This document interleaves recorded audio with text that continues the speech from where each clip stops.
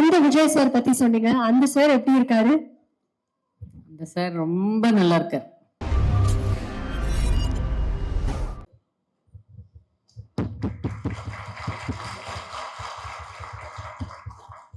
நான் வேற ஒரு இடத்துல இருந்தேன், ஃபோன் பண்ணி கேட்டாரு.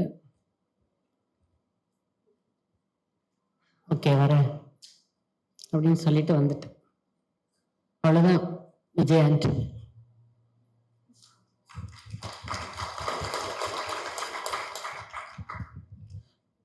ஃபர்ஸ்ட் என்னோட கணவர் தான் இன்ட்ரடியூஸ் பண்ணாங்க. நிறைய பேருக்கு தெரிஞ்சிருக்கும் சுக்கரன் படத்துல. அப்போ வேற பேர் வச்சுட்டு உள்ள வந்தாரு. அப்போ என் கணவர் தான் வந்து விஜய் ஆண்டனின்னு பேர் வச்சாரு. உங்களோட பேர் என்னன்னு கேட்டிருக்காரு. ஒரு ராஜா அதோட சேர்த்து ஒரு நேம் சொல்லியிருக்காரு. என்ன நேம் விஜய்? அல்ல சார் கேட்டது, அன்னைக்கு கேட்டது இல்ல அந்த பேர் வேண்டாம்னு சொல்லிட்டு உங்க நேம் என்னன்னு என்ன கேட்டாரு. அந்த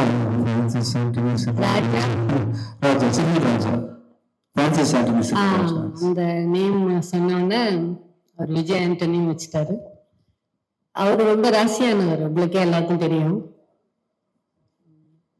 என் கணவர் எவ்வளவு ராசியானவர்னு. இவரு ராசியா தானே இருக்காரு, அவருக்கு என்ன குறைச்சல்? 25 படம் முடிச்சுட்டு 25வது படம் 25th மூவின்னு சொன்னாங்க. 2005 அவரை இன்ட்ரடியூஸ் பண்ணாங்க. மியூசிக் டைரக்டரா நல்லா வந்துட்டு இருந்தாரு. திடீர்னு அவருக்கு நடிக்கணும்னு ஆசை வந்து அவர் செலக்ட் பண்ற ஸ்டோரிஸ் வந்து நான் எல்லா மூவிஸும் பார்த்துருக்கேன். ஃபர்ஸ்ட் மூவி வந்து நான் வேளச்சேரி என்ன மால் அது ஃபீனிக்ஸ் மால்ல பார்த்தேன். அவரோட செலக்ட் பண்ற சப்ஜெக்ட் அவரோட புதுசா இருக்கும். எனக்கு என்னமோ ரொம்ப வித்தியாசமா இருக்கும். வித்தியாசமான மனிதர். நிச்சயமா இன்னும் பெரிய இடத்துக்கு வரணும். ஆல்ரெடி ஒரு நல்ல இடத்துல இருக்காரு, கடவுள் கிருபையில. இன்னும் பெரிய இடத்துக்கு வரணும்னு கடவுளை வேண்டிக்கிறேன். நன்றி, வணக்கம். தேங்க்யூ அம்மா. நீங்க கிளம்புறதுக்கு முன்னாடி ஒரு ஃபைனல் கொஸ்டின். இந்த விஜய் சார் பத்தி சொன்னீங்க, அந்த சார் எப்படி இருக்காரு? அந்த சார் ரொம்ப நல்லா இருக்காரு. அவர் ரொம்ப நல்லா இருக்கணும். தேங்க்யூமா, தேங்க்யூ சோ மச். நீங்க வந்ததே எங்களுக்கு வந்து ஒரு பெரிய பெரிய சந்தோஷம். சோ எப்பவுமே வந்து பழச மறக்க கூடாது அப்படின்னு சொல்லுவாங்க. அப்படி வந்து சார் முதல் பெயர் வச்சது சார் அண்ட் அம்மாவும் வந்திருக்காங்க. இந்த மாதிரி எல்லாத்தையும் ரொம்ப சந்தோஷம். ஆல்மோஸ்ட் ஒரு 3 minutes வர ட்ரெய்லர்ல ஆல்மோஸ்ட் ஒரு 1.5 minute அப்புறம் தான், 1.5 நிமிஷத்துக்கு அப்புறம் தான் ஹீரோவே என்ட்ரி கொடுக்க வைக்கிறீங்க. இந்த கட்ஸ் தெரியுது. இது யூஸ்வலான ஒரு பொலிட்டிக்கல் த்ரில்லர் இல்லை அப்படின்னு தெரியுது. நானும் என் ஒய்ஃபும் உட்காந்து இந்த ட்ரெய்லர் பார்த்தோம். நான் முன்னாடியே பார்த்துட்டேன், ஆஃபீஸில் பார்த்துட்டேன். அதுக்கப்புறம் வீட்டில் வந்து பிக் ஸ்க்ரீனில் பார்க்குறேன். பார்த்துட்டு இருக்கும்போது அவங்க எக்ஸ்பிரஷனே பார்த்துட்டே இருக்கும்போது நல்லா ரசிக்கிறாங்க தெரியுது. அப்புறம் முடிச்ச உடனே எதுவும் பேசாமே இருக்காங்க. விஜய் ஆண்டனி போனா என்ன பேசாம இருக்காங்க அப்படின்னு சொல்லிட்டு எப்படி இருக்கு அப்படின்னு கேட்டேன். டக்குன்னு எந்திரிச்சிட்டாங்க. யாரு டைரக்டர் அப்படின்னாங்க. அருவி வாழ் அதான் அப்படின்னு போயிட்டாங்க. இந்த அதான் இருக்கு இல்லையா, இங்கதான் நீங்க இருக்கீங்க. இப்படி நிறைய மக்களுடைய மனசுல இந்த அதான் இருந்துட்டு இருக்கு. ஏன்னா நீங்க கொடுத்த படம் அப்படி, அருவி ஆகட்டும் வாழ் ஆகட்டும், ரெண்டுமே benchmark films. You are not an ordinary director. Definitely you are not an ordinary director. So பெருசா எதிர்பார்க்கிறேன். ட்ரெய்லர்ல அந்த டிஃபரன்ஸ் தெரியுது. சி, ஒரு பொலிட்டிக்கல் த்ரில்லர் தான், பட் சம்திங் இஸ் டிஃப்ரெண்ட். எக்கச்சக்கமான கட்ஸ், எக்கச்சக்கமான ஷார்ட்ஸ் வச்சிருக்கீங்க. ஈவன் தான் இதுல ஏதோ இருக்குடா அப்படின்னு சொல்ல வைக்கிறீங்க. All the best. டெஃபினட்டா இந்த படம் பெரிய ஹிட் ஆகிறதுக்கான நம்பிக்கையை நீங்க எங்களுக்கு கொடுத்துருக்கீங்க. Thank you. Super sir. Next Vijay அந்த மாறுதோ ஃபேண்டாஸ்டிக். அது அந்த ஹூக் லைன் மழை துளி தானே, சிறு மழை துளின்னு நினைக்கிறேன். அது திரும்ப திரும்ப அந்த இடம் கேட்டுகிட்டே இருக்கிற மாதிரி இருக்கு. மியூசிக் டைரக்டராகவும் சரி, இந்த படத்தை தெரியும் எனக்கு. நீங்க தனஞ்சயன் சார் சொன்ன மாதிரி நீங்க அருண் பிரபு எவ்வளவு மதிக்கிறீங்கன்னு தெரியும். பிகாஸ் நான் வந்து அருணுடைய என்ன சொல்றது ஃபாலோயர்னு சொல்லுவேன் நான். டிஃப்ரெண்டான டைரக்டர்ல அவர் one of the best. So நீங்க அவரை செலக்ட் பண்ணதுல எனக்கு ரொம்ப ஹாப்பி. அதுவும் நாங்க டைரக்டர்ஸ் நான் அருணை எந்த இடத்துல வச்சிருக்கோமோ அதே அளவுக்கு, இன்னும் சொல்லப்போனா அதுக்கு மேல டிஜே சொன்ன மாதிரி அதுக்கு மேல நீங்க வச்சிருக்கேன். அதுக்காகவும் எஸ் டைரக்டரா ரொம்ப தேங்க்ஸ் சொல்லிக்கிறேன். பெரிய ஹிட் ஆகணும், பெரிய ஹிட் ஆகணும். வாழ்த்துக்கள். Thank you sir. நீங்க கிளம்புறதுக்கு முன்னாடி ஒரே ஒரு கேள்வி சார்.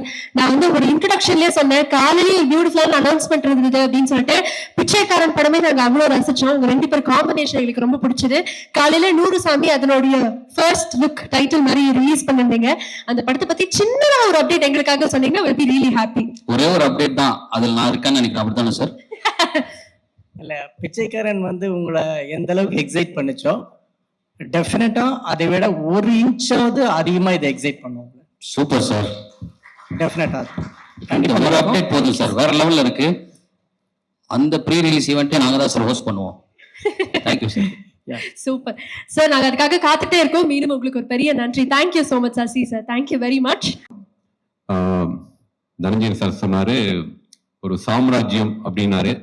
அவரு ராஜா மட்டும் கிடையாது, அவருடைய சாம்ராஜ்யத்துல அவர் வேலைக்காரனும் கூட. எல்லா விதமான வேலைகளையும் அவர் ஒருத்தர் மட்டுமே வந்து எடுத்து செஞ்சுட்டு இருக்காரு. அதனால வந்து ஒரு வேலைக்காரனுடைய பெயினும் அவருக்கு தெரியும். ரொம்ப ரொம்ப விஜயாண்டி சாரை நினைச்சு ரொம்ப பெருமைப்படுற விஷயம் என்னன்னா, நிறைய புது இயக்குநர்களுக்கு வாய்ப்பு கொடுக்கிறாரு. அது புது இயக்குனரா இருக்கட்டும், கேமராமேனா இருக்கட்டும், எடிட்டரா இருக்கட்டும், நல்ல கதை இருக்கா விஜயாண்டியுடைய ஆபீஸ் கதை திறந்திருக்கும். சோ அப்படி ஒரு கேட்டை வந்து எப்படி சூப்பர் ஃபிலிம்ஸ் ஒரு ஆபீஸ் இருந்துச்சோ அப்படி ஒரு ஆபீஸா விஜயாண்டி சாருடைய ஆபீஸ் இருக்கு. அவருக்கு நிறைய வெற்றிகள் கிடைக்கணும்னு எல்லாம் இறைவனை வேண்டிக்கிறேன். ரொம்ப மகிழ்ச்சியா இருக்குது இந்த மேடையில் இருக்கிறதுக்கு. சார், தங்களுக்கு தெரியாது ஏதும் இல்லை. அடுத்ததாக நான் என்ன கேட்பேன்னு உங்களுக்கு கண்டிப்பாக தெரிஞ்சிருக்கும். வள்ளிமயில் திரைப்படம் பத்தி ஏதாவது கொஞ்சம் லைட்டா அப்படி தெரியும். அந்த திரைப்படத்துடைய போஸ்ட் ப்ரொடக்ஷன் போயிட்டு இருக்குது, கூடிய விரைவில் ரிலீஸ் ஆகும். அருண் பிரபுவை பத்தி நான் ரொம்ப பேசணும். ஏன்னா விஜயாண்டி சாருடைய ஃபங்க்ஷன் 25வது திரைப்படமா வந்து கேப்டன் பிரபாகரன் 100வது திரைப்படம்.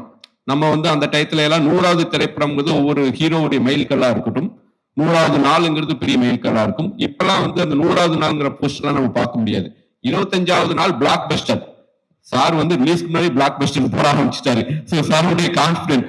சோ இந்த 25வது திரைப்படம்ங்கிறதே 100வது நாளுக்கான அந்த உழைப்பு, 20 வருஷம் அவருடைய உழைப்பு தான் வந்து இந்த 25வது திரைப்படம். நிறைய ஹீரோக்களுக்கு அந்த 100வது திரைப்படம் ஓடாம போயிருக்கு. ஆனா விஜயாண்டி சாருக்கு மிகப்பெரிய ஹிட்டு விஜயகாந்த் சாருக்கு மிகப்பெரிய ஹிட் கிடைச்சு, அதே மாதிரி சக்தி திருமகன் மிகப்பெரிய வெற்றி அடையணும். சில படங்கள் வந்து நம்ம வந்து திரும்ப திரும்ப பார்ப்போம். அதுவும் நம்மளை விட பெரிய டைரக்டர்ஸ் நிறைய இயக்குநருடைய படங்கள் பார்த்து பார்த்து நம்ம கத்துக்கிட்டு இருக்கோம். அப்படி நான் நிறைய டைம் பார்த்த திரைப்படம் அருவி. அந்த படத்துடைய பிரசன்டேஷன், அந்த படத்துடைய திரைக்கதை பெரிய ஃபேன் அருண். நான் உங்களுக்கு லாஸ்ட் டைமே உங்கள்ட்ட சொன்னேன், எனக்கு ரொம்ப ரொம்ப பிடிக்கும். உங்களுக்கு நிச்சயமா இந்த படத்துடைய ப்ரெஷர் இருக்கும். ஆனா அற்புதமான ஒரு தயாரிப்பாளர், ஹீரோங்கிறத தாண்டி அற்புதமான தயாரிப்பாளர் கிடைச்சிருக்காரு. உங்களுக்கான என்ன தேவையோ அது முழுமையா கொடுத்து, அது ரொம்ப ரொம்ப ரேர். அப்படி ஒரு தயாரிப்பாளர் கிடைக்கிறது. தயாரிப்பாளரா ரொம்ப அற்புதமான ஒரு தயாரிப்பாளர் விஜயாண்டி சார். அவருக்கு இந்த திரைப்படம் மிகப்பெரிய வெற்றி அடையணும். நிறைய நேரங்கள் நம்ம சோர்ந்து போகும்போதோ இல்ல நம்ம சில மனிதர்களை பார்த்து நான் விஜயாண்டி சாரை யோசிப்பேன். அவர் எவ்வளவு வெற்றி தோல்வி அடிபட்டு விழுந்து எழுந்து அவருடைய ஜர்னி இருக்குல்ல, ஜர்னியே என்ன மாதிரியான இயக்குநர்களுக்கு, என்ன மாதிரியான ஒரு நண்பனுக்கு எனக்கு பெரிய ஒரு லெசனா இருக்கு. ஸோ அவர் பார்க்கும்போது எனக்கு ஒரு எனர்ஜி வரும். நமக்கு மட்டும் நடக்கல, லைஃப்ல எல்லாருக்கும் ஒரு அப் அண்ட் டவுன் இருக்கும், வெற்றி கிடைக்கும். ஸோ ஆனா அந்த உழைப்பை மட்டும் விடவே கூடாது.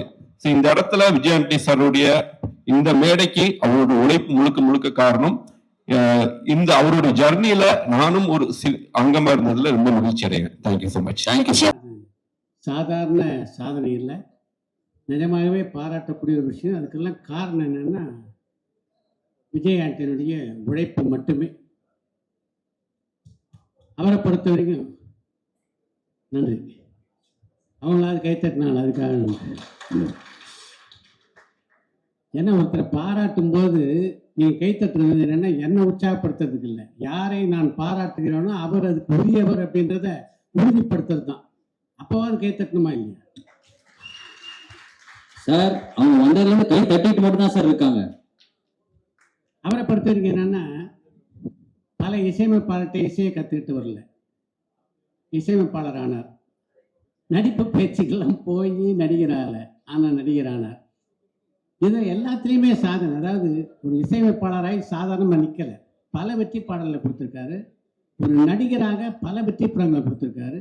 ஒரு நடிகராக மட்டும் இல்லாமல் தான் ஒரு நல்ல இயக்குனர் என்பதையும் நிரூபித்திருக்கிறார். இப்படி பல தளங்களில் வெற்றி பெறுவது அப்படின்றது சாதாரணமான விஷயம் இல்லை. அதையெல்லாம் சாதிக்கிறதுக்கு அவருக்கு முக்கியமான விஷயம் என்னன்னா, இவர் சொன்னார்ல இப்போ, அது மாதிரி எந்த விஷயமானாலும் அதை முனைப்போட செஞ்சுக்கிட்டே இருக்கணுன்ற அந்த உழைப்பு தான். அந்த உழைப்பு தான் அவரை பார்க்கும்போது நிஜமாவே பிரமிக்க வைக்கிறது. விஜய் ஆண்டனி மாதிரி விமர்சனங்களை எதிர்கொண்டு வந்தவர்கள் வந்து ரொம்ப சொற்பமாக தான் இருப்பாங்க.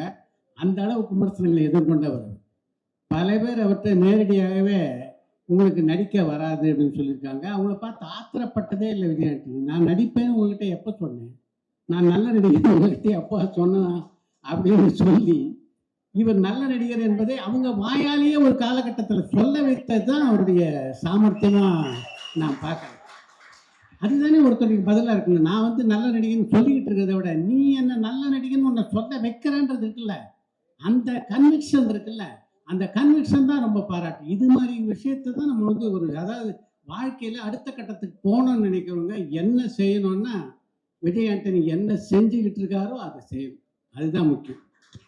இந்த படத்தை பொறுத்த வரைக்கும் அவருடைய 25வது படத்தை மிக அழகான ஒரு நல்ல ஒரு இயக்குநர்கிட்ட ஒப்படைச்சிருக்காரு. அருண் பிரபு வந்து எனக்கு அவ்வளோ பிடிக்கும். ஏன்னா தன்னுடைய முதல் படத்திலேயே தான் யார் அப்படின்ற முத்திரையை அழுத்தமாக பதித்த இயக்குனர் வந்து அருண் பிரபு. இந்த மேடை வந்து எனக்கு ஒரு வகையில் சொந்தமான மேடை. என்னென்னா, நான் விஜய் ஆண்டனி ஃபங்க்ஷனில் முதல் முறையாக பேசியது சலீம் விழாவில். சலீம் படத்தை இயக்கியவர் பாரதி ராஜா என்ற பல்கலைக்கழகத்தில் படித்த மாணவர். படத்துக்கு நிர்மல்குமார்னு பேர் வச்சிருந்தார். அவருடைய ஒரிஜினல் பேர் வேறு. அவர் அந்த படத்தை இயக்குனர் அப்படின்றனால அந்த மேடைக்கு வந்தேன்.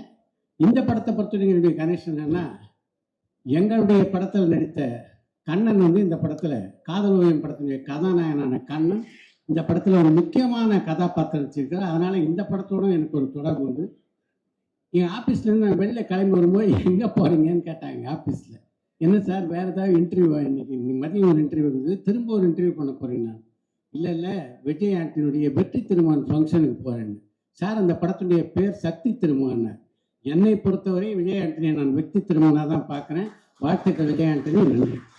Thank you sir, thank you so much. Super sir. Yes, Radha madam and அதே மாதிரி